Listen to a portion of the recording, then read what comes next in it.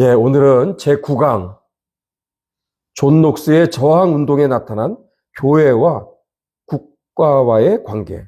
존 녹스의 저항 운동에 나타난 교회와 국가와의 관계입니다. 제가 성경 말씀을 한 번 더 읽도록 하겠습니다. 사도행전 4장 19절 20절.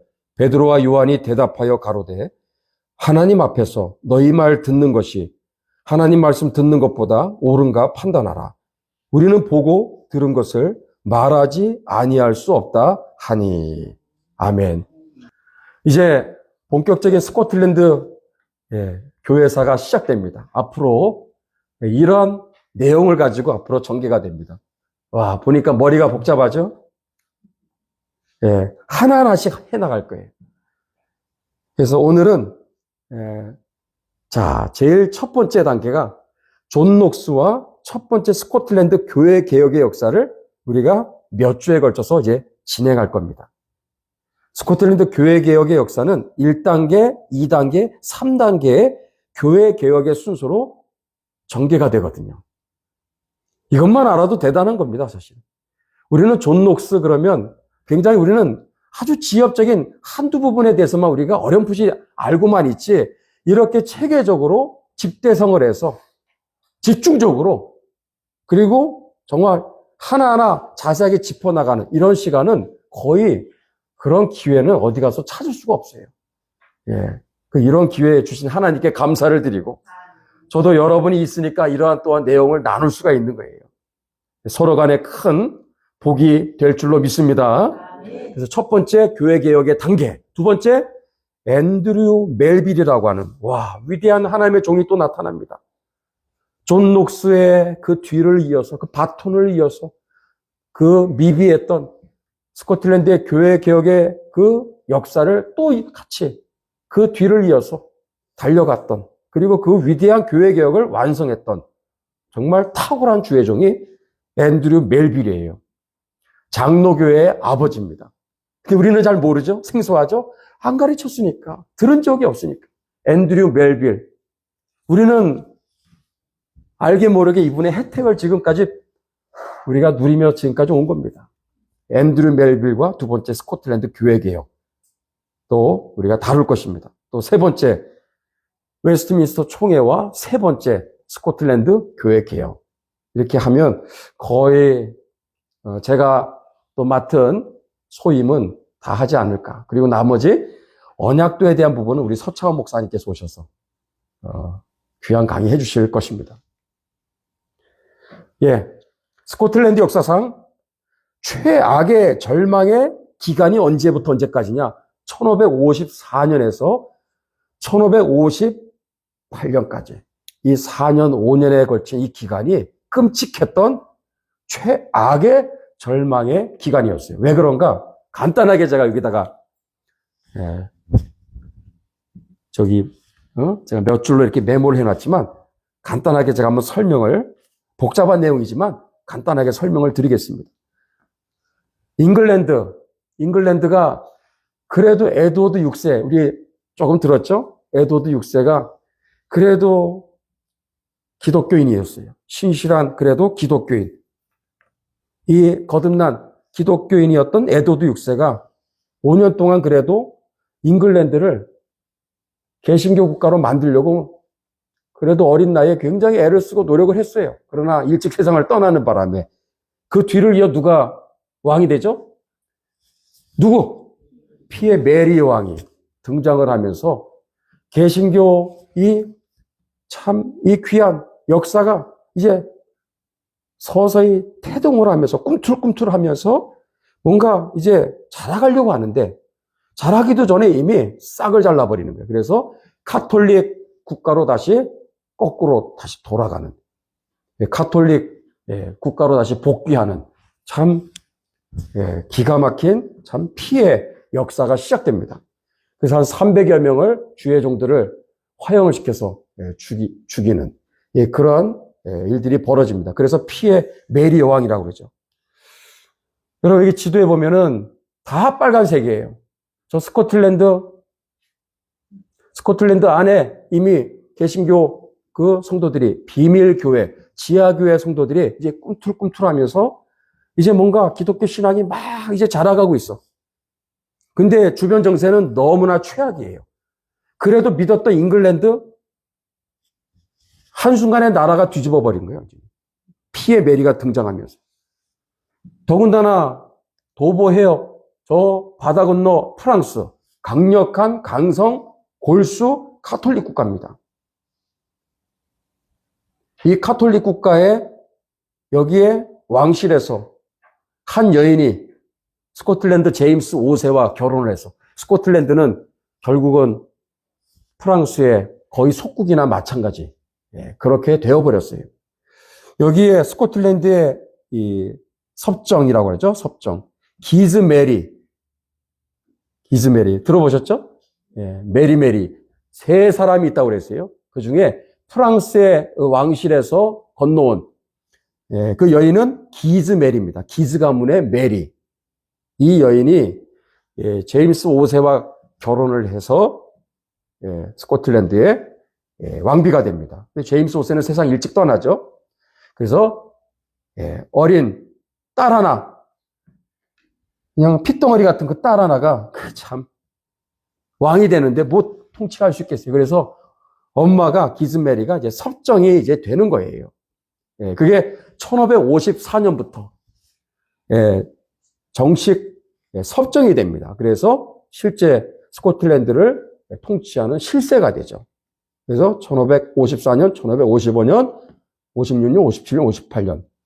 그래서 이렇게 4, 5년에 걸쳐서 이 기즈메리가 카톨릭 정책으로 나라를 끌고 갑니다. 그것은 무슨 얘기예요? 개신교에 대한 탄압 정책을 뜻하는 거예요. 그러니까 한번 생각해 보세요. 그리고 여기 또 뭐 있죠? 기즈메리의 딸 메리 스튜어트는 1558년이 되었을 때 프랑스의 왕세자 프랑스와 2세라고 하는 자기보다 2살 어린 그 프랑스와 2세와 결혼을 해버리네. 그 무슨 얘기죠? 앞으로 스코틀랜드는 영어 무궁토로 이제는 프랑스의 이제 완전한 속국으로 이제는 넘어가기 직전에 왔다라는 걸 뜻하는 거예요. 그러니까 이게 보세요. 스코틀랜드의 내부적으로 또 국제적인 또 상황도 최악이라는 것을 우리가 볼 수가 있는 거예요. 스코틀랜드의 내부 상황은 이미 기즈메리가 꽉 잡고 있어. 그리고 미래도 암울해.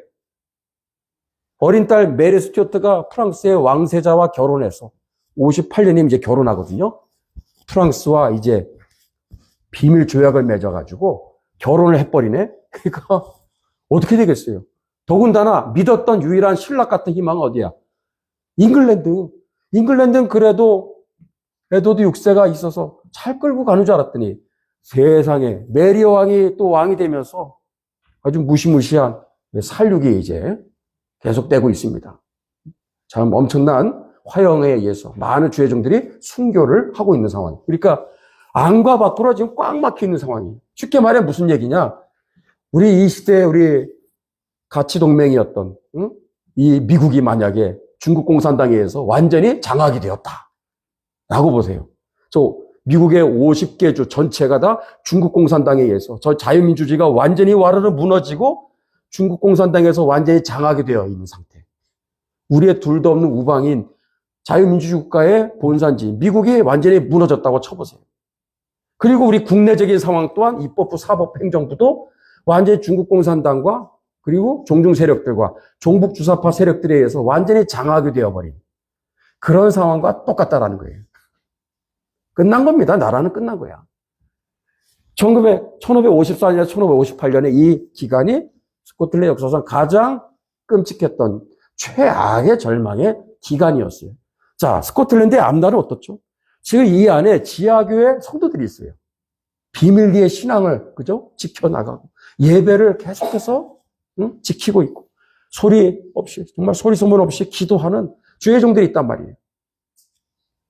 전국 각지에 지금 막 그것이 우후죽순 막 지금 막 성장하고 있는 그런 상황인데, 나라 상황도 그렇고, 국제적인 상황이 이렇다 할 때, 여러분 스코틀랜드 앞날 어떻게 되겠어요? 이 불보듯 뻔한 거죠. 우리의 믿음의 싹은 이제 더 이상 자라갈 수가 없는 거예요. 우리 미래 세대, 다음 세대고 뭐고 다 이제 사라지는 겁니다. 이런 상황이었다라는 거죠. 자, 이러한 1%도 살아날 기미가 보이지 않는, 가능성이 없는 이런 상황에서 기적 같은 일이 벌어지는 거예요. 응? 그리고 우리가 역사를 공부해야 되는 이유가 바로 이런 데 있는 거예요. 역사의 주관자가 하나님이십니다. 응? 이사야 50장에 있는 대로 흑암 중에 행하여 빛이 없는 자라도 여호와의 이름을 의뢰하며 자기 하나님께 의지할지어다. 응? 우리 하나님은 흑암 중에 행하여 빛이 없는 깜깜한 어두운 가운데서도 하나님은 반드시 역사를 다시 일으켜 세우시는 역전의 하나님이십니다. 그 대표적인 사례가 바로 이때 이제 나타나는 거예요. 자, 메리 왕이 등장하면서 존 녹스가 망명의 길을 걸어갑니다. 프랑스 디에프라고 하는, 우리 여러 번 제가 말씀드렸죠. 이 해안가 이 마을에 여기에 도착해서 몇 달 정도 여기에서 바다 건너 잉글랜드를 바라보면서 했던 기도가 뭐냐? 이 바로 피에 메리 여왕에 대한 하나님의 심판을 하나님께 구하며 여기에서 기도한 거예요. 한두 달 동안을. 저 피에 메리, 독재자, 그리고 그 피에 메리를 추종하고 있는 이 악한 세력들. 그리고 진짜 지난 시간에도 말씀드렸지만 피에 메리 왕이 등장하면서 국교회 주의자들, 이들이 한순간에 그냥 아무런 저항도 하지도 않고 그냥 아무런 거리낌 없이 너무나 그냥 거리낌 없이 너무 쉽게 그들의 믿음을 배도하고 카톨릭으로 다 전부 다 전향하는 그런 일들을 보면서 존 녹스는 너무나 큰 상심에 빠진 거예요. 어떻게 이럴 수가 있느냐. 그래서 두 가지의 이런 방향을 가지고 기도한 거. 하나는 피에 메리에 대한 하나님의 준엄한 심판이 속히 임하도록 기도했고, 그리고 또 하나 배도의 역사가 막 벌어지고 있어요 지금. 예? 로마 카톨릭주의자들도 아닌데 개신교로 가겠다고 이렇게 잘 지금까지 왔던 자들이 한순간에 다시 신발을 바꿔 신는, 완전히 옛날로 다시 돌아가는, 카톨릭 다시 전향을 하는 이런 일들이 집단적으로 일어나는 거예요 지금. 이런 상황을 볼 때 존 녹스가 너무나 이 부분에 대해서 큰 상심에 빠지게 된 거죠. 그러면서 여기에서 하나님 앞에 한두 달 이렇게 머물면서 기도를 하게 됩니다. 자, 그리고 장소를 옮겨서 어디로 가요? 스위스의 제네바로 가서 그렇게 만나고 싶었던 칼빈 목사님을 만나게 됩니다. 놀라운 만남이죠. 1554년 3월 9일 역사적인 만남이 이제 드디어 여기에서 이제 벌어집니다. 이때 존 녹스는 궁금했던 게 있어요.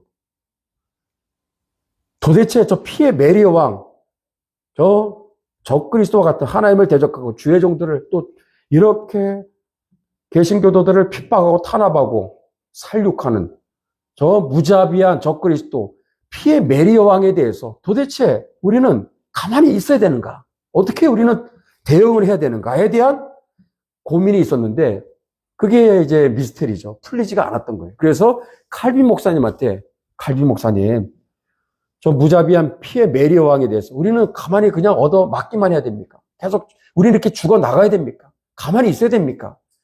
질문을 던지게 되죠. 그럴 때 칼빈은 속 시원하게 대답을 해주지를 못했어요. 칼빈조차도 이때 그 부분에 대해서 본인도 아직도 확실한 대답을 찾고 있는 중이었어요. 그래서 누구를 소개해 주죠? 여기에서 떨어져 있는 스위스의 쭈리히에 있는 하이니 블링거라고 하는 목사님한테 가봐. 그분이 당신한테 속 시원하게 대답을 해줄 거야 라고 그렇게 안내를 해주게 되죠. 자, 이때 우리 존 녹스의 마음속에는 떠올랐던 구절이 바로 이거예요. 각 사람은 위에 있는 권세들에게 뭐 하라고 돼 있어요? 굴복하라. 권세는 하나님께로 나지 않음이 없나니 모든 권세는 다 하나님의 정하신 바라. 그러므로 권세를 거스리는 자는 하나님의 명을 거스림이니 거스리는 자들은 심판을 자취하리라. 그러니까 이것만 보면은 무조건 피에 메리 왕도 하나님이 세우신 권세니까 무조건 순종해야 된다. 그 불의한 통치자의 모든 그런 정책을 우리는 무조건 순항하고 따라가야 된다라고 생각할 수 있는데 이것만 보면 그렇게 할 수 있지만 성경 66권을 우리가 종합해 보면은 그렇지가 않다라는 거예요. 성경에는 66권을 잘 보면은 이 부분 하나만 보면 안 되는 거예요. 분명히 하나님을 대적하는 성경에 반대가 되는 반성경적인 반교회적인 이러한 정책에 대해서 교회는 분연히 일어나서 싸워야 된다라고 말씀하고 있는 거예요. 그런 사례들이 굉장히 많습니다. 다니엘에도 있잖아요. 다니엘, 사드락, 메삭, 아벳느고도 있고 출애굽기 1장에도 그 산파 바로왕은 애가 나면 남자는 무조건 죽여 그랬는데 죽이지 않고 살리잖아. 대들잖아요, 왕 앞에. 이거 죽일 수도 있는 거거든요. 목 날아갈 수도 있는데 하나님을 경외함으로 왕의 명령을 딱 거절하는 거예요. 그러니까 성경에는 왕의 통치자의 명령에 거절하고 저항하는 그런 사례들이 굉장히 많은 거예요. 종합해 볼 때. 그러니까 이 부분이 이분들은 아직 정립이 안 됐던 거죠. 칼빈조차도. 칼빈이 언제쯤 정립이 될까요? 한 몇 년 지났을 때 딱 그게 그렇구나 라고 전체적인 이제 그림을 이제 가지게 되는 거예요. 자, 그러나 이때는 그렇지 않았죠. 1554년 3월 자, 존 녹스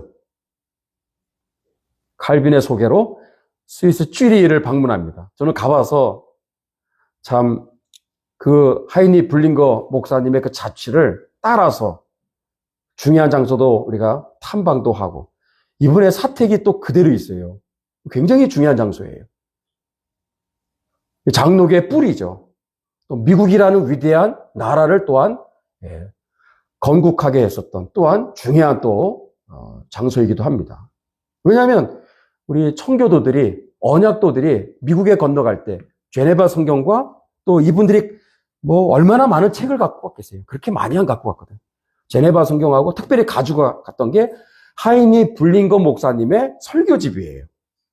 하이니 블링거 목사님의 그 설교집이 미국 건국의 역사에 아주 빼놓을 수 없는 중요한 그런 자료입니다. 그래서 저는 하이니 블링거 목사님을 보면 마치 이승만 대통령의 그 향기가 느껴져요. 이승만 대통령과 아주 비슷한 닮은 꼴입니다. 단순히 그냥 동네 그냥 목사님이 아닙니다. 지역에 그냥 한정되어 있는 그런 목사님이 아니라 정말 한 도시와 한 국가 전체를 성시화하는 정말 이러한 성시화 운동이 다 이 하이니 블링거 이 목사님이 사실 그 표시거든요. 뿌리거든. 하이니 블링거 목사님을 만나서 역시 궁금하니까 물어봤어요.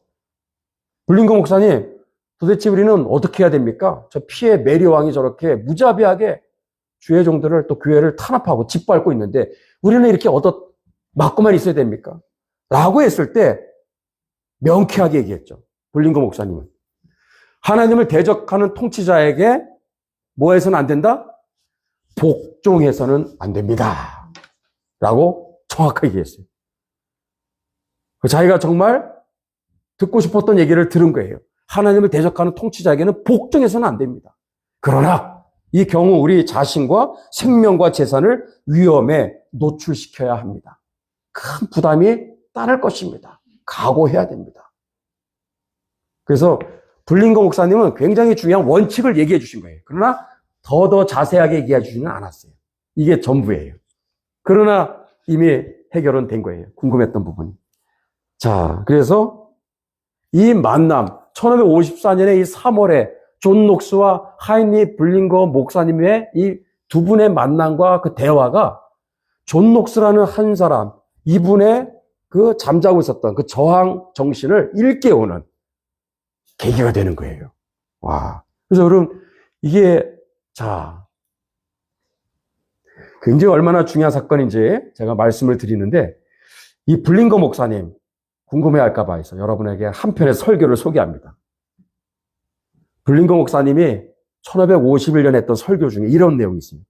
우리는 하나님의 말씀과 모순된 누구의 가르침? 교황의 가르침. 그리고 교회 가운데 오랫동안 확산된 파렴치한 오용과 부패와 싸우고 있습니다. 싸우고 있다라고 얘기하고 있어요. 로마의 주교들과 그들의 공모자들은 이 주교들이 나오고 있죠? 여러 번 제가 말씀드렸죠? 로마의 주교들과 그들의 공모자들은 교회 안에서 독재 정치라는 말을 썼어요. 독재 정치를 부당하게 행사했으며, 지금도 하고 있죠. 또 하나님의 성전에서 적그리스도주의, 즉 교황제도를 말하는 겁니다. 교황제도를 경배했습니다. 그러므로 우리는 독재 정치와 적그리스도주의, 즉 교황제도를 거절하고 또 이러한 사안을 분명하게 반박하는 것뿐이지 그리스도와 그분의 멍에를 거절하는 것은 결코 아닙니다. 즉 저항하는 것, 지금 로마 카톨릭의 반성경적인 저들의 가르침에 대해서 저항하는 것은 지극히 당연한 하나님의 뜻이지 이게 하나님의 뜻에 위반되거나 거절하는 것이 아니다 하는 것을 명확하게 설교했어요. 자, 1554년 7월에 존 녹스는 드디어 하이니 블링거 목사님의 그 영향을 받고 확실하게 저항 신앙으로 이제 무장이 되었습니다.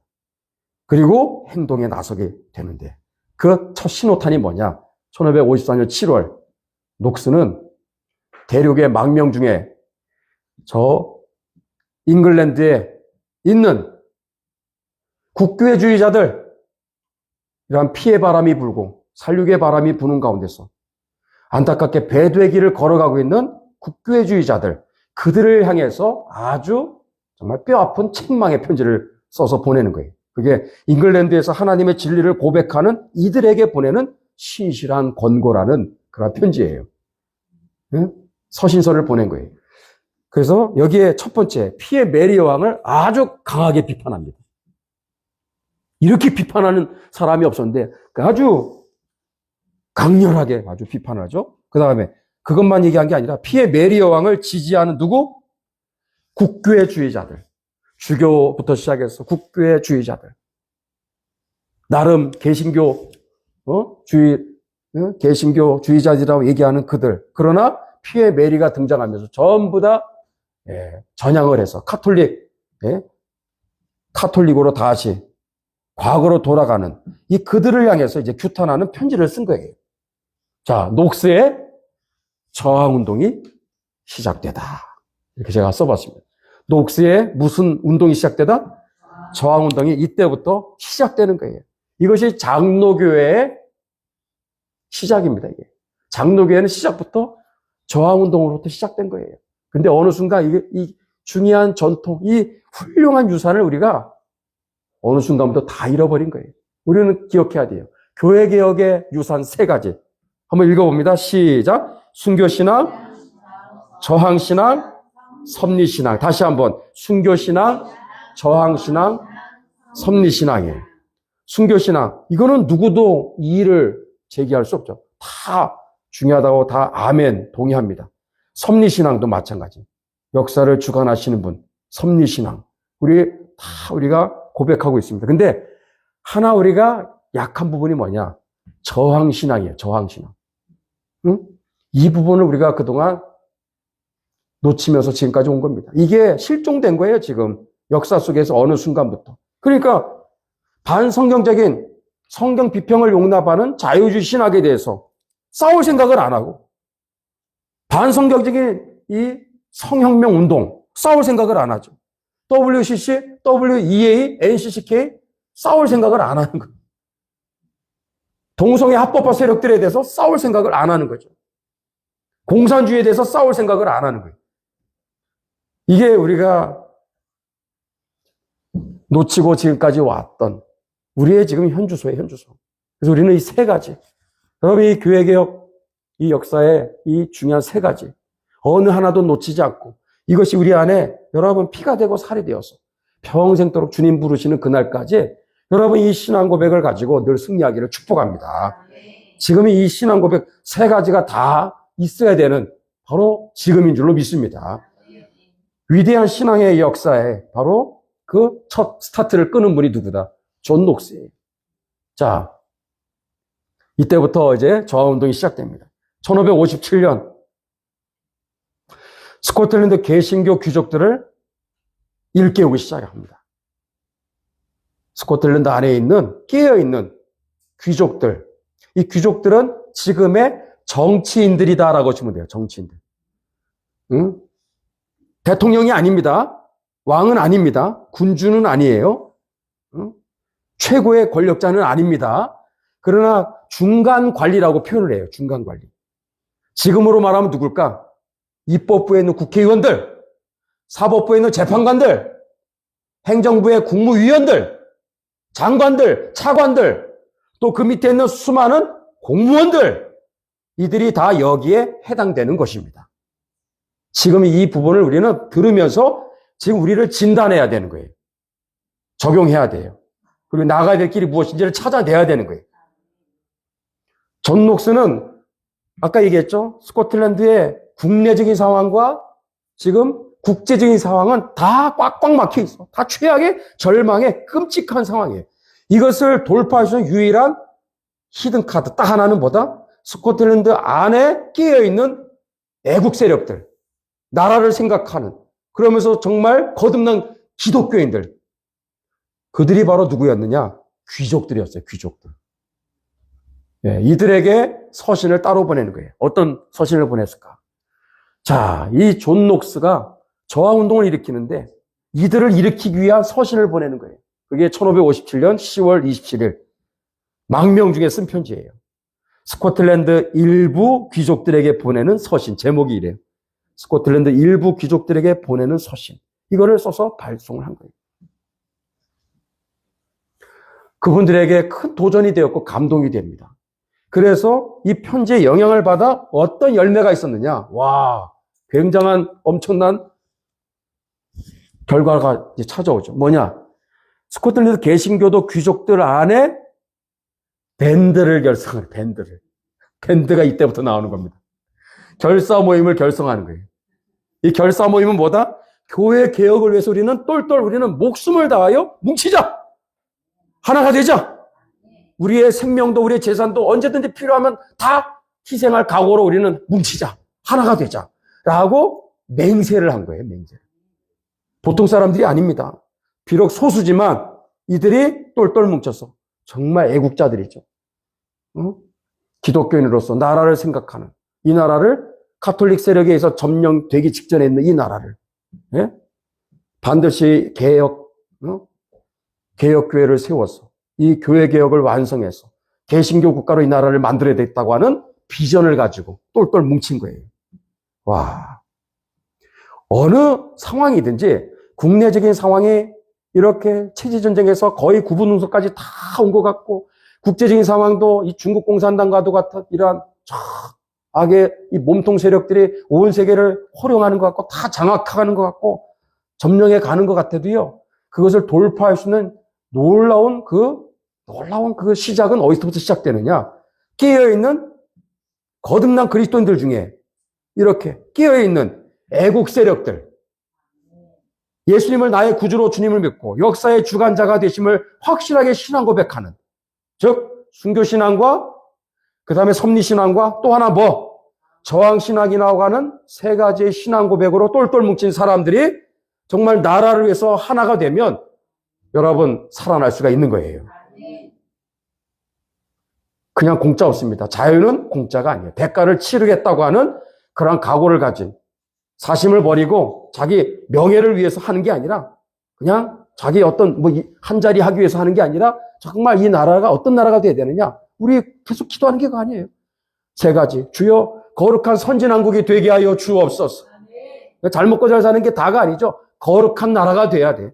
공의와 정의가 강같이 하수같이 흐르는 나라가 돼야 되는 거예요. 포괄적인 자별금지법 이런 거 절대로 주님 오시는 날이 될 때까지, 세상 끝날까지 절대로 그런 악법들이 제정이 되지 않는 나라로 이 나라를 지켜야 되는 거예요. 그게 통과가 되면 끝나는 겁니다. 잘 먹고 잘 사는 게 무슨 의미가 있어요? 그래서 우리는 거룩한 선진왕국이 되게 하여 주옵소서. 그 다음에 자유통일, 복음통일 이루어 주옵소서. 통일한국을 위해서 기도해야 돼. 그 다음에 선교한국 되게 하여 주옵소서. 이 세 가지의 비전을 가지고 밴드가 돼야 돼, 밴드가. 여러분, 이 모임도 그런 밴드가 지금 되고 있는 겁니다. 우리도 모르는 사이에 이런 모임 하나하나가 그렇게 해서 이 나라를 살리는 여러분 불씨가 될 수 있음을 믿으시기를 바랍니다.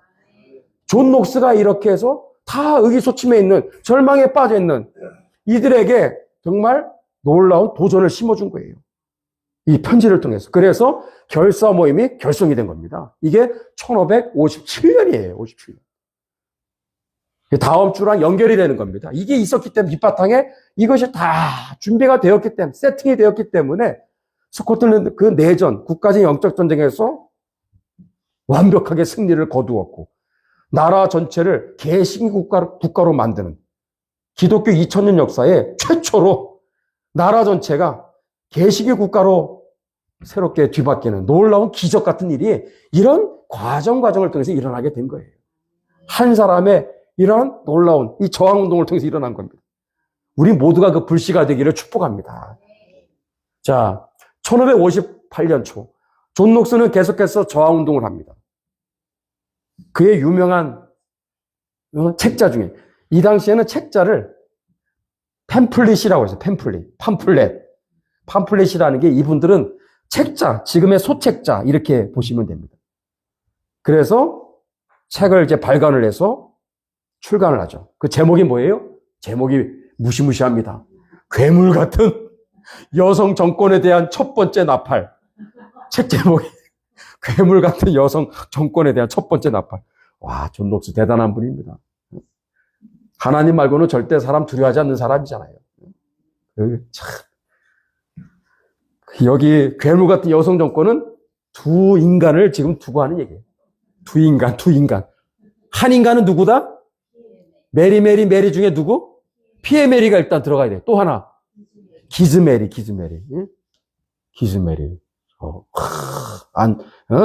저 프랑스 왕실에서 온 이 기즈메리. 두 여인이 괴물 같은 여성 정권이다. 이렇게 지칭한 거예요. 그러니까 나중에 여기 한 사람은 원래 빠져야 돼요. 누구? 엘리자베스 여왕. 엘리자베스 여왕이 안 들어갑니다. 동시대 여인인데, 엘리자베스 여왕이 자기한테도 괴물 같은 여성이라고 말한 것이라고 착각해가지고 뿔이 나가지고 이 존 녹스 굉장히 미워했어요. 그래서 나중에 아주 해프닝이 벌어지죠. 이게. 그래서 난 당신한테 그런 얘기 한 게 아니라고.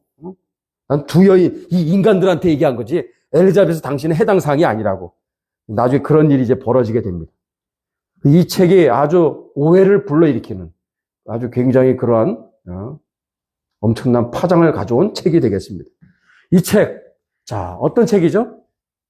스코틀랜드의 섭정, 누구? 예, 기즈메리. 이제 뭐 귀에 이제 익숙하죠? 기즈메리, 왼쪽에 있는 저 여인. 이 여인과 잉글랜드의 피에 메리를 비판하는 것이 먼저 첫 번째 이 책의 기록 내용입니다. 두 번째는 뭐가 있다? 이 폭군의 폭정에 뭐 하는 것이, 스코틀랜드는 이 거듭난 그리스도인들 중에서 귀족들, 중간 관리급에 해당하는 정치인들, 당신들에게 주신 하나님의 사명이다. 이거를 깨우는 거예요. 누가? 귀족들. 그러니까 이게 폭군의 폭정에 뭐 하는 것이? 저항하는 것이, 또 항거하는 것이, 폭군의 폭정에 저항하는 것이 하나님의 사명입니다라고 이 책에다가 써서 발송을 한 거예요. 예.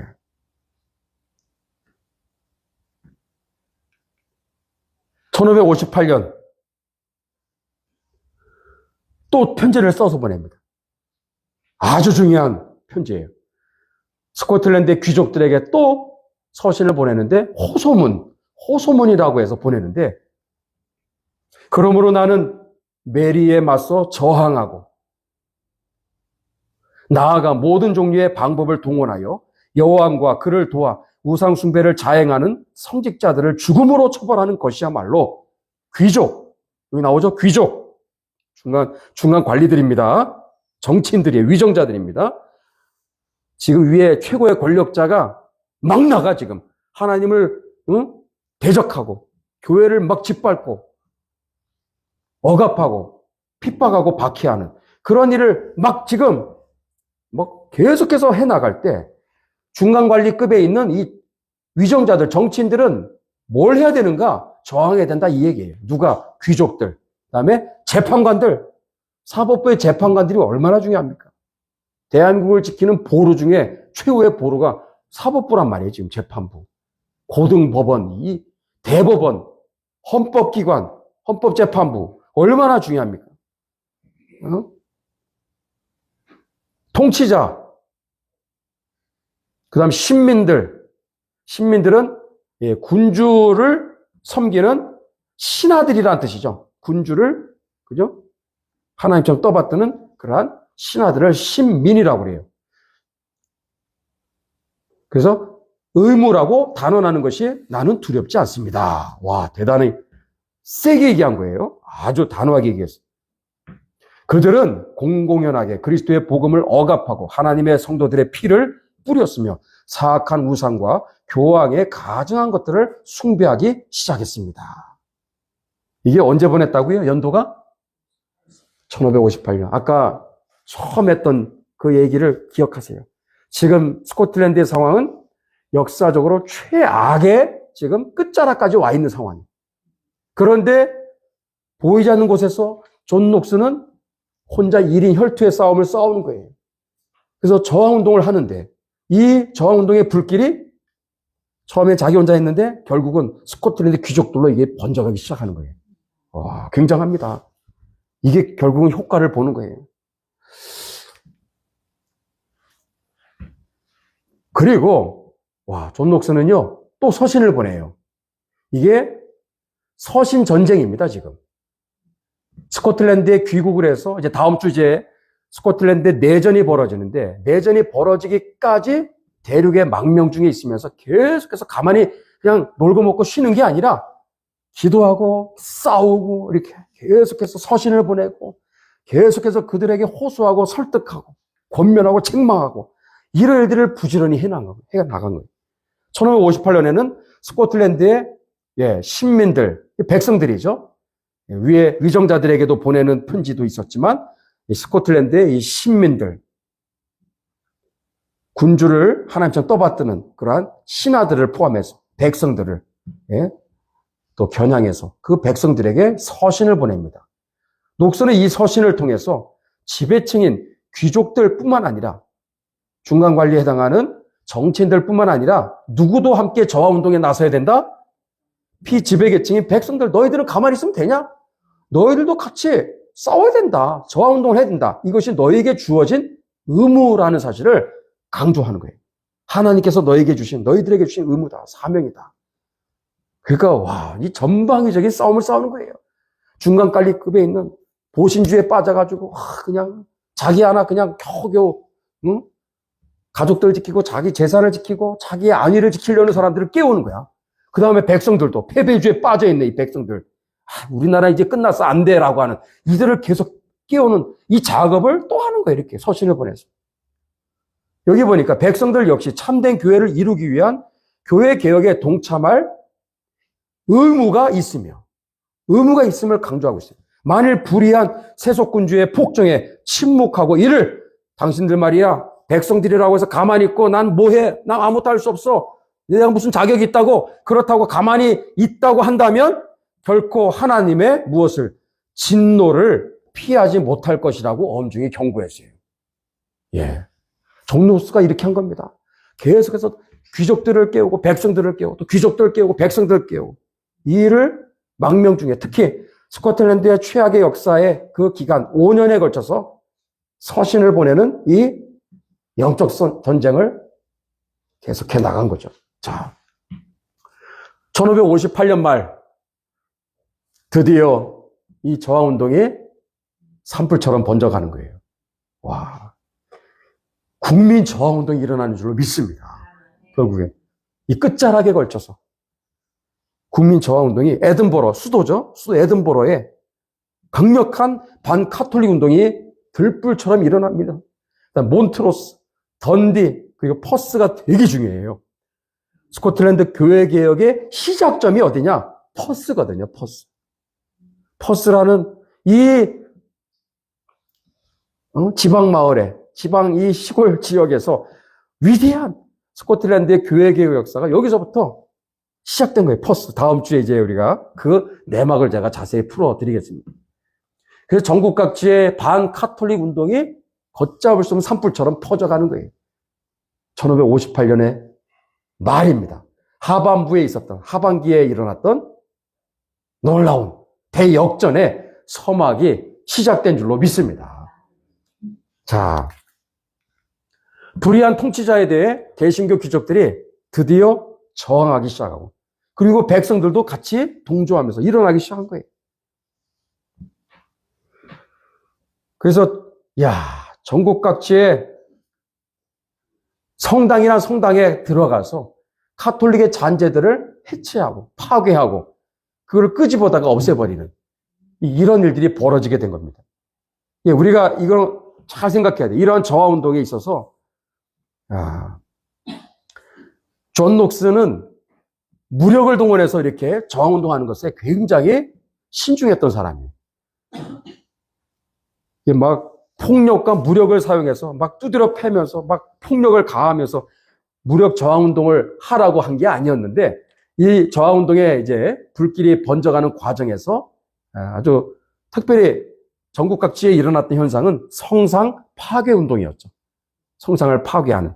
근데 이런 것들이 사실 어우러져서 이제 교회 개혁의 역사와 함께 이제 전개가 됩니다. 그래서 여러분들은 참고로 그렇게 이해하시되, 중요한 것은 이거예요.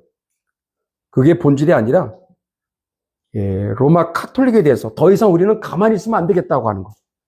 절대로 이대로 우리는 카톨릭 국가에 그냥 우리가 노예처럼 돼가지고 다시 우리의 신앙의 자유와 예배의 자유, 이 귀한 소중한 우리 생명보다 귀한 이 신앙의 자유, 예배의 자유를 빼앗길 수 없다.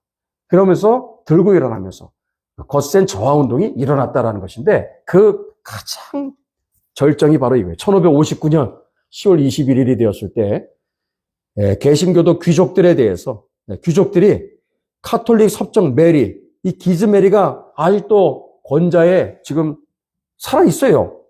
아직도 통치를 하고 있습니다. 무시무시한 권력을 지금 행사하고 있단 말이에요. 근데 개신교 귀족들이 밴드를 형성해서 똘똘 뭉쳐서 이날 기즈 메리에 대해서 폐위를 선언합니다. 폐위를 선언하는 거예요. 당신은 우리의 왕이 아니다라고 하는 이제 선언을 해버린 거예요. 당신은 우리가 왕으로 인정할 수 없다라고 하는 폐위를 공식적으로 선언하기까지 이제 이르게 된 거예요. 와, 이게 뭐예요? 녹스의 저하운동이 이제 거의 완성 단계까지 이제 이루어졌다라는 것을 얘기합니다.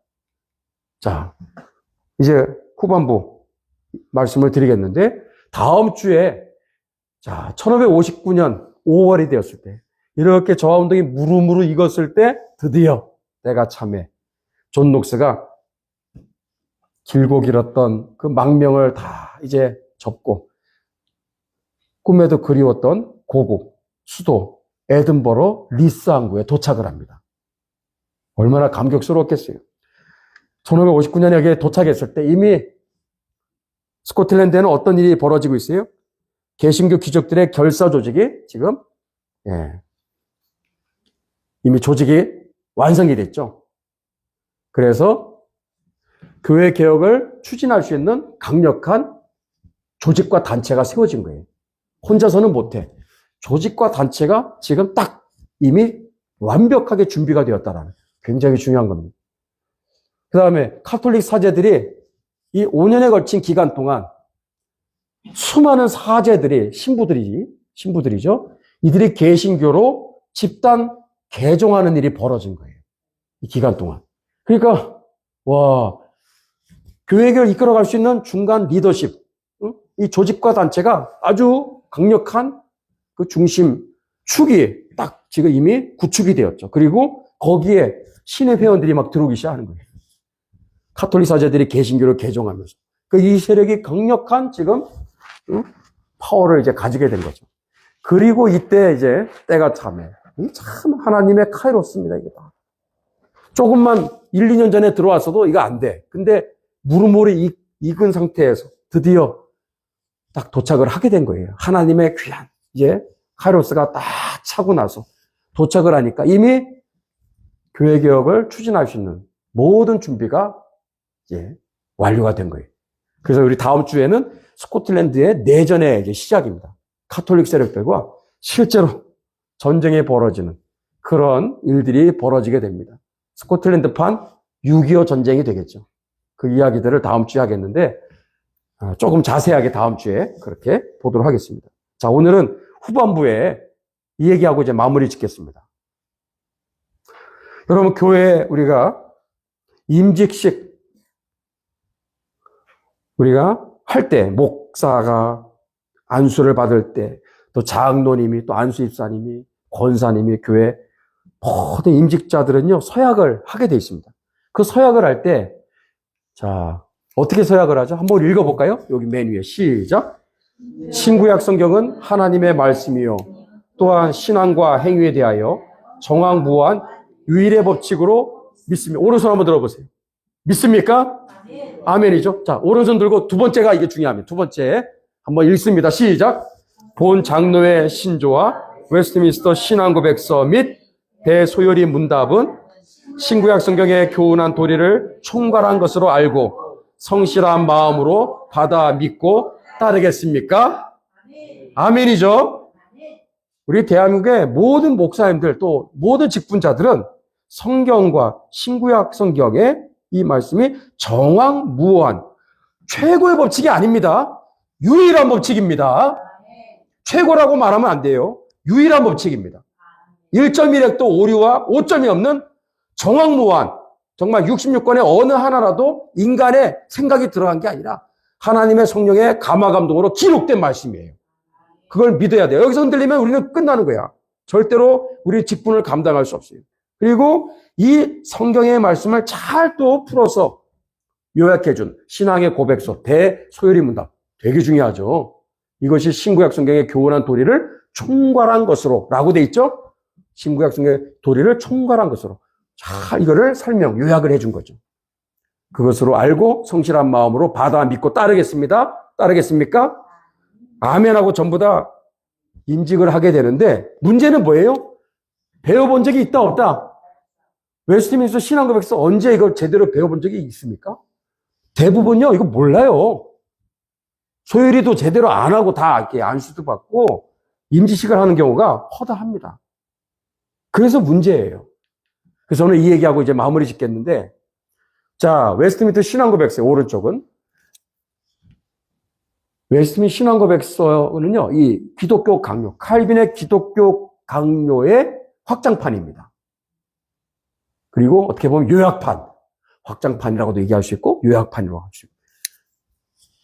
이거는 뭐 1559년에 최종 수정 증보판이 여기 나옵니다.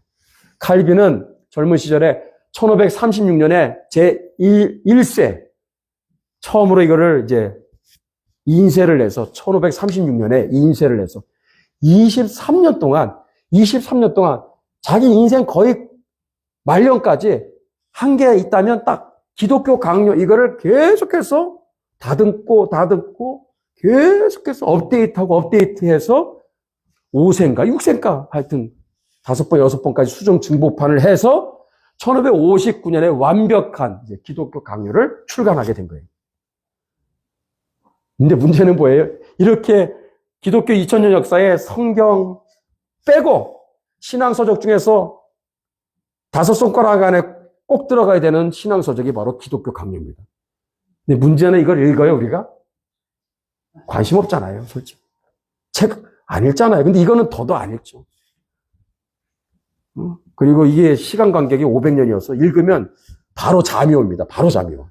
바로 그냥 잠이 와. 불면증 해결하기 원하시는 분들 이거 보면 돼. 이거를 저는 틈틈이 보거든요. 너무너무 정말 이 감격을 뭐라고 표현할 수가 없어요. 이거를 우리는 정말 배워야 되는 거거든요. 이거를 확장해서 아주 자세하게, 아주 요약판으로, 그리고 조금 더 알기 쉽게 주제별로 1장에서 33장까지 만든 것이 웨스트민스터 신앙 고백서다라고 보시면 됩니다. 이걸 가지고 다 임직식을 하는 거예요. 그러니까 얼마나 중요한 겁니까? 여기에 뭐가 있어요? 교회와 국가와의 관계가 제일 마지막 장에 있습니다. 안 그래도 우리는 읽지도 않는데 제일 끝에 있으니 언제 그걸 읽겠어요? 있는지도 몰라, 있는지도.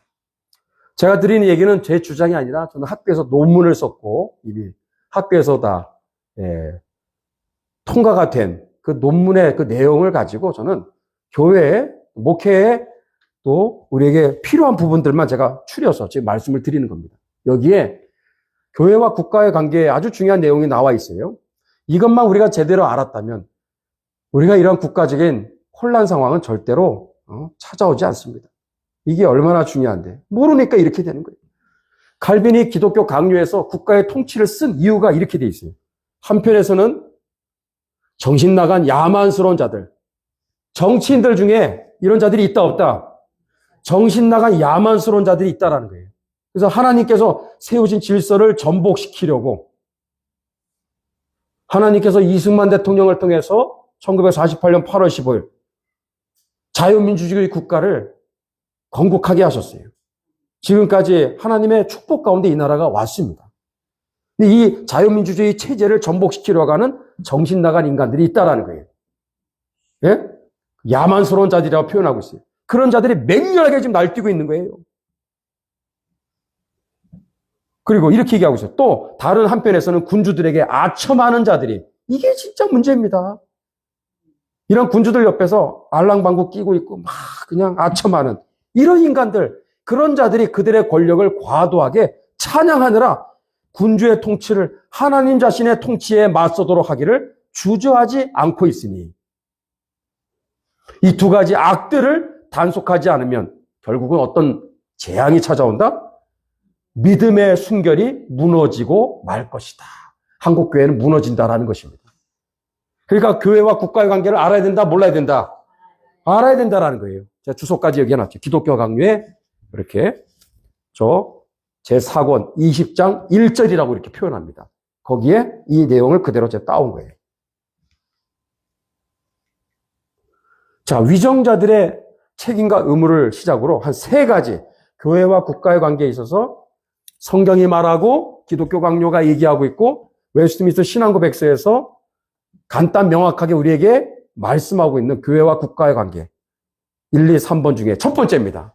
그냥 딱 복잡하게 얘기할 거 없이 1, 2, 3번 딱 그렇게 나누어서 이해하시면 돼요. 자, 첫 번째는 뭐다? 위정자, 정치인들의 책임과 의무가 뭐다? 국가위정자들 한번 읽어봅니다. 국가위정자들은 모든 소명 중에서 가장 신성하고 지금까지 가장 존귀한 소명이다. 저는 이걸 보고 와, 처음에 어떻게 국가위정자들이 가장 존귀한 소명이지? 의아했거든요. 근데 왜 그런가? 이유가 있는 거예요. 이 사람들이 이뻐서가 아니라 국가위정자들이 해야 되는 그 소명 중에 너무나 가장 중요한 게 뭐예요? 우리 예배 드리는 거, 이거 존중하고 그리고 보호하는 거. 교회가 예배 드리는데 아무런 지장이 없도록 그거를 보호해 주는 거. 보장해 주는 거. 이게 누가 해야 될 일이다? 정치인들이 해야 될 일이라는 거예요.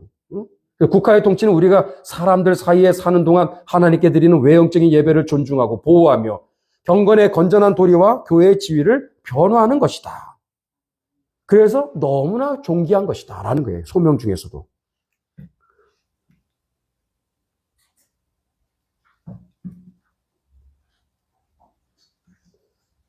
한번 읽어볼까요? 위정자는 적어도 신앙의 문제를 간섭해서도 안 됩니다. 그렇지만 자녀를 양육하는 아버지와 같이 교회를 보호하여 교회의 집회들이 해방이나 소동이 없이 개최될 수 있도록 하는 것이 위정자들의 의무인 것입니다. 그러니까 코로나 당시 얼마나 국가 정책이 잘못됐는지 우리 알겠죠. 이것만 배웠다면 우리 가만히 순응하지 않거든요. 한국교회 7만 교회가 다 들고 일어났어야 됩니다. 근데 그랬어요? 안 했잖아요. 응?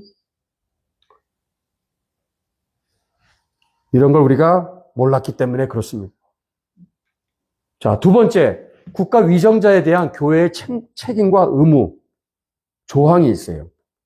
국가 위정자에 대해서. 이제 우리 대한민국의 국민으로서 또 교회, 예? 성도로서 우리는 어떤 책임과 의무가 있는가? 기도해야죠. 위정자들 위해서. 아멘이죠? 임금들과 높은 지위에 있는 모든 자들을 위해서 기도하라고 했어요. 그 다음에 존중해야 돼요. 그 다음에 세금과 그 밖의 공과금을 납부하고 그들의 합법적인 명령에 따르고 양심대로 그들의 권위에 복종하는 것이다.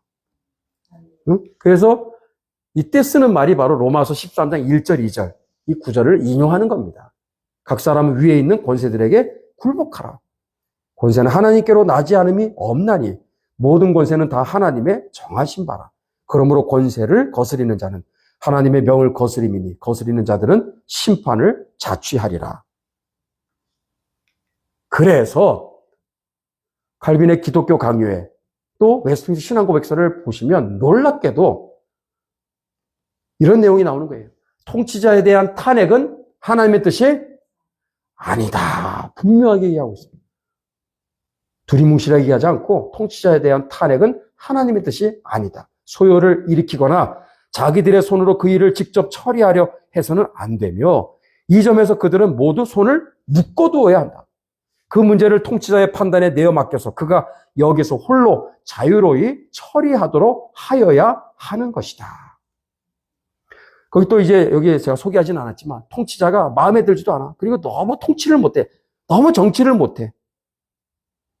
라고 우리가 불만이 있을지라도 묶어둬야 된다 이 얘기를 하고 있는 거예요. 응? 굉장히 중요한 얘기를 하고 있잖아요. 그 다음에 프랑스 신앙고백서 칼빈 목사님이 만든 거거든요. 프랑스 신앙고백서.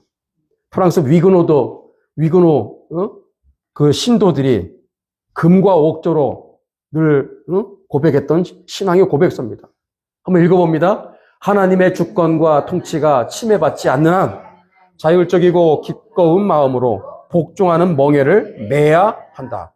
따라서 우리는 그러한 권세를 거부하고 개인의 재산을 몰수하여 사회의 것으로 만들며 정의의 방책, 법과 질서를 전복시키려는 사람들의 모든 행동을 반대한다. 예.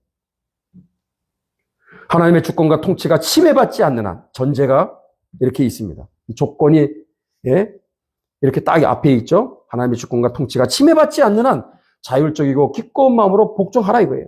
복종하는 멍에를 매야 한다.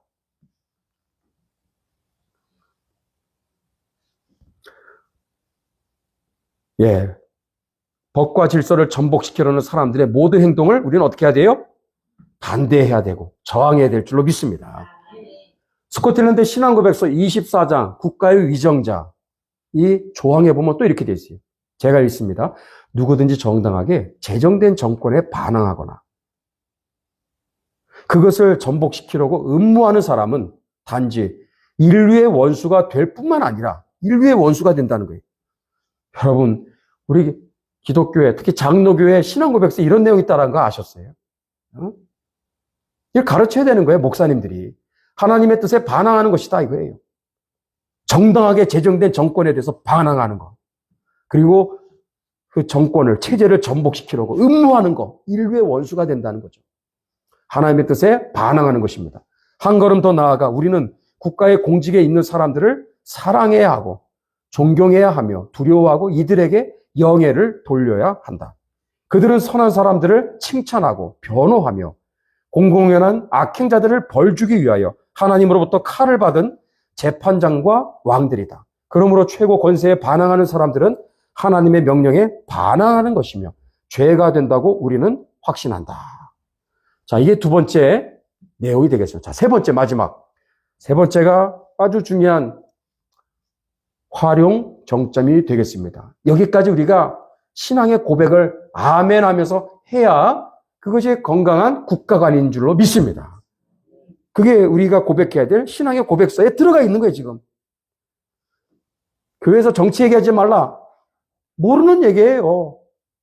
우리 신앙의 정말 고백서에 이런 내용들이 얼마나 많이 지금 나와 있는데 성경만 얘기하면 된다고. 성경에 있는 내용을 근거해서 이거를 성도들한테 말씀을 잘 깨닫고 말씀대로 순종하며 살아가게 하게끔 만든 너무나 중요한 지침서, 가이드라인이 신앙고백서인데 그러면 마치 무슨 얘기예요?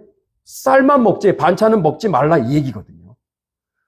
쌀과 반찬의 관계란 말이에요. 밥을 먹을 때, 반찬을 먹을 때 더 밥을 더 잘 먹을 수 있는 것이고 밥을 먹음으로 또 반찬을 먹을 때 그게 더 우리에게 유익이 되는 것처럼 서로 상호작용을 하는 거거든요. 이 두 가지 우리는 어느 하나도 분리하면 안 돼요. 어느 신학교 총장님은 신앙 고백서 이런 거 필요 없대. 와, 저 진짜 깜짝 놀랐어요. 쌀만 먹으라는 얘기예요. 반찬은 먹지 말고. 무식한 얘기입니다. 진짜 그렇게, 그것도 장로교회 그 무슨 신학교 총장님이 그런 얘기 하면 됩니까? 그거 아니거든요. 그러니까 이런 얘기를 신학생들이 알 택이 없죠. 그래서 저는 이 얘기가 정말 여러분들뿐만 아니라 많은 분들한테 이것이 알려지기를 간절히 소망합니다. 세 번째 항목, 활용 정점입니다. 국가 간에 있어서 신앙적인, 정말 우리 신앙 고백에 반드시 포함되어야 될 필수 우리의 신앙의 고백입니다. 하나님의 뜻을 거스르는 불의한 통치자에 대해서는 어떻게 된다? 저항해야 된다라고 돼 있어요. 무조건 순종하고 복종이 아니라니까. 하나님의 뜻에 역행하는 반성경적인 그러한 정책으로 이 나라를 끌고 가려고 한다. 그건 통치자뿐만 아니에요. 대통령뿐만 아니라 국회의원들, 특히 국회의원들이 여기에 해당된다니까요. 다 위정자들 아닙니까? 또 사법부의 판결을 굽게 하는 자기들의 이념과 사상에 따라서 아주 왜곡된, 잘못된 이념으로 무장된 사람들이 가해자를 피해자로 만들고 피해자를 가해자로 만드는 이런 사법부의 이런 행태들, 이게 다 뭐예요? 저항해야 될 대상이라는 거예요. 그래서 만일 통치자들이 하나님을 거스르는 일을 명령을 하면 어떻게 해야 돼? 아까 사도행전 4장 19절 20절에 있는 대로 전도하지 마! 베드로 요한에 대해서 국가 권력자들이, 정부 당국자들이 끌고 가가지고 막 감옥에 쳐놓고 막 으름장을 놓고 위협을 해. 당신들 풀어주는데 다시는 예수의 이름으로 말하지도 말고 전도하지도 마라. 그때 뭐라고 베드로 요한이? 아멘 합니까? 아니잖아요. 응? 우리는 사람 말이 아니라 하나님의 말씀을 우선해야 될 줄로 믿습니다. 사도행전 4장 19절 20절 말씀, 그게 우리의 지침이에요. 성경에 나오는 저항의 사례들 중에 아주 대표적인 사례죠. 그게 바로 여기에 근거 내용이 되는 거예요. 자, 다시 한번 읽어봅니다. 우리 다 같이 한번. 만일, 시작. 만일 통치자들이 하나님을 거스르는 일을 명령을 하면, 통치자들이 소유한 위험에 대해서는 전혀 개의치 말아야 한다. 코로나 때 이랬어야 되는 거예요.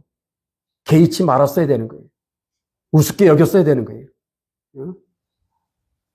공무원들이 떼거지를 오든 말든 우리는 끝까지 예배를 사수했어야 되는 거예요. 지켰어야 되는 거예요. 정치 방역, 사기 방역이잖아요. 균등과 평등에도 기준에도 맞지 않는 교회만 그냥 콕 집어서 얼마나 불합리하게 비상식적으로 사기 방역, 정치 방역, 그게 안 되는 거죠, 그렇게. 자, 진짜 우리가 교회 문을 닫아야 될 때가 옵니다. 그거는 진짜 뭐 유럽의 중세시대 때 정말 흑사병 같이 진짜 우리의 생명의 진짜 존립을 위협하는 진짜 아주 극한 상황이 되었을 때는, 그럴 때는 우리가 극단의 조치로서 예배를 우리가 잠정 중단할 수도 있겠죠. 근데 그게 아니라는 거죠. 자, 그리고 정부 당국에서도 코로나로 인해서 그동안 코로나로 인해서 확진자가 비대면 예배에서 발생한 사례는 단 한 건도 없다. 거의 그렇게 발표를 했잖아요. 정부 당국에서 이미 뭐 이실직고 하면서 이미 다 자기들의 정치 사기 방역을 다 이미 고백하지 않았습니까? 언젠가는 반드시 짚고 넘어가야 될 참 우리 제2, 제3의 마치 신사 참배와 같은 배도의 역사입니다. 우리는 하나님의 뜻을 거스르는 불의한 통치자에 대해서는 계속해서 이러한 경우가 우리에게 만약에 찾아오게 될 때 우리는 분연히 일어나서 저항해야 될 줄로 믿습니다. 저항하는 우리 성도들이 돼야 될 줄로 믿습니다. 우리 성경 말씀 한번 읽어봅니다. 시작. 베드로와 요한이 대답하여 이르되 하나님 앞에서 너희 말 듣는 것이 하나님의 말씀을 듣는 것보다 옳은가 판단하라. 우리는 보고 들은 것을 말하지 아니할 수 없다 하니. 우리는요, 군왕이나 그 밖의 권력의 자리에 있는 사람들에게 복종해야 한다. 그러나 그들이 최고의 왕이시오, 아버지시오, 주 되신 하나님에게서 그에게 속한 권위를 부정하지 않는 한도 안에서만 복종해야 한다. 갈비 목사님이 정확하게 요약을 해주셨습니다. 그래서 우리 대한예수교장로회, 우리 한국교회 주류교단의 헌법에 나오는 내용입니다. 한국교회를 대표하는 주류교단의 헌법에 제8장 국가난 제3조에 보면은 그래서 이런 내용이 나오는 거예요. 만약 지상의 권세가 하나님의 우주 통치권을 부인하고 하나님이 역사의 주이심과 예수 그리스도가 인류의 구주가 되심을 부인하거나 그리스도의 몸인 교회와 그의 지체인 그리스도를 박해할 때 교회는 성경이 허락하는 모든 방법으로 그것에 항거하여야 한다. 이 얘기가 왜 이렇게 나왔는지 이제 아시겠죠? 저항, 신앙을 분명히 언급하고 있습니다. 결론입니다. 우리는 코로나 시절을 잊지 말아야 될 것입니다. 이제 결론. 세 가지로 한번 요약해 봅니다. 첫 번째, 개혁교회의 세 가지 신앙유산은 뭐다? 다시 반복합니다. 순교신앙, 섭리신앙, 뭐가 들어가야 돼요? 저항신앙입니다. 저항신앙. 다시 뭐? 순교신앙, 섭리신앙, 저항신앙입니다. 저항신앙. 섭리신앙은 제가 뭐 여러 번 설명드렸지만 간단히 다시 말씀드리면 하나님은 높이기도 하시고 그리고 낮추시는 하나님, 살리기도 하시고 죽이기도 하신 하나님. 사무엘상 2장 10절인 대로 여호와를 대적하는 자는 산산이 깨어질 것이라. 하늘 우레로 그들을 치시리로다. 땅끝까지 하나님께서 심판을 베푸실 것이다. 말씀하신 대로 하나님은 이제 다음 주도 보겠지만 정말 스코틀랜드를 로마 카톨릭으로 끌고 가려고 했었던 모든 통치자들을 하나님이 다 처단하셨어요. 다 하나님께서 급사하게 했어요. 하나님께서 다 데려가십니다. 참 놀라운 섭리의 역사죠. 예, 이런 섭리의 신앙까지 우리가 늘 고백해야 될 줄로 믿습니다. 자, 세 가지. 자, 두 번째, 존 녹스의 저항운동의 열매는 무엇일까? 이분이 혼자서 막 이렇게 했을 때 이게 뭐 되겠나 싶은데 바위에다 계란 치는 거 아니냐 싶은 그렇게 해서 시작을 했으나 결국은 엄청난 산불처럼 번져가죠.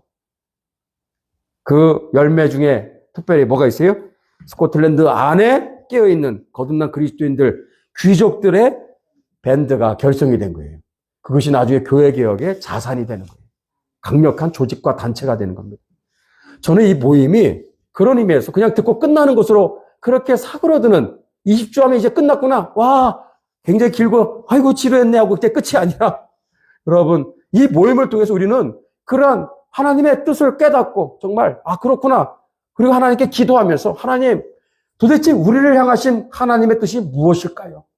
왜 우리가 이 엄중한 때에 왜 이런 영국과 스코틀랜드 할 것도 많은데 왜 생뚱맞게 이런 교회에서 컨퍼런스를 우리가 앉아서 들어야 될까요? 라고 우리는 물어야 되는 거예요. 그리고 주의 뜻이 무엇인가를 찾아가야 되는 거예요. 그리고 적용점을 찾아내야 돼. 그리고 역사 지식의 축적으로 끝나서는 안 되는 겁니다. 오늘 우리를 진단하고 우리가 나아가야 될 길을 찾아내야 돼. 전략을 찾아내야 돼. 방법을 찾아내야 돼. 행동에 나서야 됩니다. 대가를 치러야 됩니다. 그리고 구체적으로 우리가 뭔가 조직도 만들 수 있으면 만들어야 되는 거예요. 단체도 근데 우리는 만들 필요 없죠. 이 교회가 있으니까. 우리는 이미 여기에 있는 우리들 안에 여러분들 저항정신이 일어나기만 해도 여러분 엄청난 이것은 큰 열매인 줄로 믿습니다. 이 귀족들 밴드가 막 일어났죠. 그리고 백성들도 막 깨어나요. 그래서 전국 각지에 정말 로마 카톨릭의 잔재를 없애는 그런 운동들이 막 일어나기 시작합니다. 그 중심, 바로 가장 대표적인 장소가 다음 주에 보게 될 퍼스라고 하는 지역이에요. 퍼스. 꼭 기억하세요. 퍼스. 스코틀랜드 교회개혁의 시작점은 어디? 퍼스입니다. 퍼스에서부터 그 위대한 스코틀랜드 내전이 시작되는 거예요. 예. 그러면서 에든버러에서 이제 완전히 이제 끝나게 됩니다. 세 번째, 오늘날 교회 안에 저항신앙을 잃어버린 원인이 무엇일까? 이거는 너무 광범위한 질문이 되겠죠? 생각해 봐야 됩니다. 왜 지금 한국교회 안에 이러한 저항신앙을 우리가 잃어가고 있는가? 세속주의에 빠진 것도 그 이유가 되겠죠. 세속주의. 그냥 개교회주의에 빠지고 이기주의에 빠지고 그러다 보니까 손해보기도 싫고 그냥 몸살이다 보니까 우리가 굳이 그냥 고생할 필요도 없이 가만히 있는 신앙, 무기력하게 주저앉는 신앙. 이거 다 어떻게 되겠어요? 서로 같이 우리가 침몰할 수밖에 없는 거예요. 같이 우리가 불행해질 수밖에 없는 거죠. 그런 패배주의, 예수의 이름으로 명하노니 떠나갈지어다. 우리 안에 안 된다고 하는 이 모든 우리 안에 부정적인 생각들은 예수의 이름으로 한 길로 왔다 일길로 떠나갈지어다. 그리고 우리 안에 정말 행동하지 않는 이러한 정말 안일 무사주에 빠져 있는 나만 괜찮으면 되겠지라고 하는 여러분 이런 모든 것들이 하나하나가 다 이 지금 하나님의 뜻을 이루는 일에 걸림돌이 되는 것입니다. 저항신앙, 특별히 이 잘못된 정교분리의 이 사고방식. 교회 안에서는 절대 세상 얘기, 정치 얘기하면 안 된다고 하는 일제의 잔재거든요. 그게 가라지인데 왜 그걸 우리가 성경도 아닌데 어디 성경에 그렇다면 선지서고 소선지서고 다 읽으면 안 돼요. 하박국도 얘기하면 안 되고 이사야 예레미야 절대 설교하지도 말고 읽지도 말고 아모스 같은 거 진짜 읽으면 안 되죠. 이런 건 진짜. 나홈선이 뭐 이런 말라기 이런 성경 말씀 다 절대 읽어서 안 되는 책들이 되겠습니다. 그러니까 교회 안에 이 잘못된 이 가라지 그중에 이 잘못된 정교분리의 이 생각 사고방식 다 끊어져야 될 줄로 믿습니다. 어쨌든 이러한 잘못된 이 저항 신앙을 잃어버리게 만든 원인들 우리가 이것들을 한번 기도하시고 여러분들이 앞으로 계속해서 묵상하시면서 찾아가시면서 혹시 다음 주에 여러분들이 발표하실 분들이 있으면 이 내용 가지고 얘기하셔도 아주 훌륭한 나눔이 될 것 같습니다. 기도하고 마치겠습니다. 이 시간에 우리 합심해서 기도하고 이제 마치겠는데 우리가 어느덧 9번째 시간입니다. 다음 주는 이제 드디어 이제 딱 10번째 스코틀랜드 내전의 이야기들을 다루게 될 것입니다. 저조차도 이 부분을 알고 싶었는데 참 쉽지가 않아요. 제가 이거를 준비하는데 봤더니 한 거의 30여 권의 책들을 지금 제가 참고하고 읽고 또 읽고 어떤 건 여러 차례 읽는 책도 있고 막 그렇습니다. 그리고 여러 또 논문들도 KCI에 들어가서 논문 그 사이트에 들어가서 여기에 관련된 그 중요한 또 공신력 있는 그런 논문들도 제가 많이 참고합니다. 그래서 여러 다양한 자료들을 통해서 그러나 여러분들한테는 하나하나 알고 싶고 그리고 이해하기에 그냥 가장 단순하면서도 간단하면서도 그리고 평이하게 다가올 수 있도록 무진장 애를 쓰고 있는데 그러세요. 그럼에도 불구하고 여전히 부족함을 느끼고 있습니다. 우리 하나님께서 이 귀한 또 컨퍼런스 시작도 하나님이 하신 줄로 믿습니다. 이 모든 중간 또 과정 가운데 또 끝나는 시간까지 우리 하나님께서 이것이 우리의 개인과 우리 한국교회를 깨우고 대한민국을 일으켜 세우는 주님 그 불씨 역할을 하게 도와주시옵소서. 그 어목했던 거랑 깜깜하고 정말 절망의 끝자락에 서 있었던 그 정말 존 녹스가 아무것도 할 수 없는 그러한 무기력한 인간이었으나 그가 하나님의 말씀에 사로잡혀서 정말 이렇게 기도하고 말씀 붙잡고 서신을 보내면서 저항운동을 시작했을 때 그것이 엄청난 불길처럼 번져갔던 것을 우리는 기억해야 돼요. 하나님 우리 여기에 있는 우리 모두가 존 녹스가 되게 하여 주옵소서. 우리 이 귀한 모임을 통해서 밴드가 결정되게 해주시고 결속력이 다져지게 하여 주옵소서. 하나가 되게 하여 주옵소서. 지식의 축적으로 끝나지 아니하게 도와주옵소서. 이 모임을 통해서 하나님 그렇구나. 이 정말 스코틀랜드 교회 역사 속에 오늘 우리가 정말 이 난국을 돌파할 수 있는 길이 있구나. 하나님의 놀라운 전략이 있구나. 깨닫는 은혜가 있게 하여 주시옵소서. 그리고 어둠의 세력들이 절대 방해하지 않게 하여 주시고 이 모든 성출 과정을 위해서도 기도해 주시기를 바랍니다. 우리 두 손을 한번 들어보겠습니다. 살아계신 하나님, 오늘도 어김없이 저희들을 인도하여 주심을 감사를 드립니다. 일회성으로 끝나는 기도가 되지 말게 도와주시고 오늘 이 시대에 우리가 제2, 제3의 존 녹스가 되어야 되겠습니다. 아버지예요, 어쩌면 그 시대보다도 더 깜깜하고 정말 암울하고 이러다가 나라가 이제 끝나는구나 싶은 벼랑 끝까지 이 나라가 와 있습니다. 아버지, 강한 자와 약한 자 사이에 주밖에 도와줄 리가 없사오니 우리 하나님 여호와여 우리를 도와주시옵소서. 아버지여, 우리는 그냥 역사에 지난 과거의 이야기, 지식의 축적을 위하여 모인 것이 아닙니다. 우리의 마음을 찢기 위해 이 자리에 온 줄로 믿습니다.